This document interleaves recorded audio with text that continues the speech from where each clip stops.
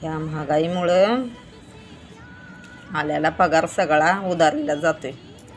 महिनाभर असं उधार आणायचं, मागची 4,000 उधारी आणि माझी एकटीची 4,000 होत्या महिन्याला. तर मी एक टाईम जेवते संध्याकाळचं फक्त पोटभर. सकाळचं काय मग 2-3 वेळा चहा करून पितोय. दुधाचंच 1,000-1,500 येत असेल असं वाटते. आणि बाकीचं मग निरमा साबण ते काय वेगळंच.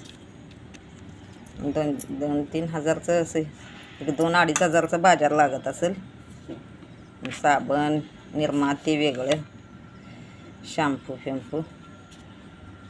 आणि दुधाचं 1,000-1,500 येत असेल महिन्याला. एकटीचा खर्च.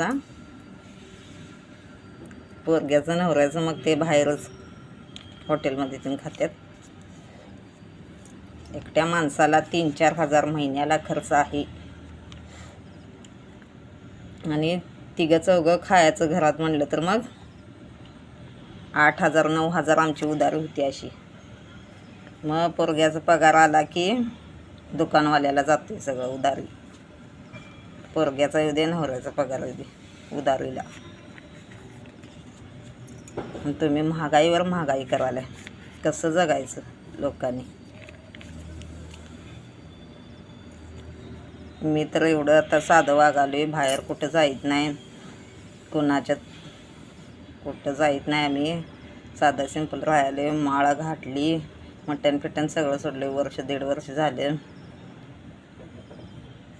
साधं सिंपल खाणं पिणं आहे, बाहेर फिरत नाही. बेस्ट 1 रुपया आम्ही फालतू इकडं तिकडं खर्च करत नाही. तरी आम्हाला पैसे पुरवणार पगार आमचा.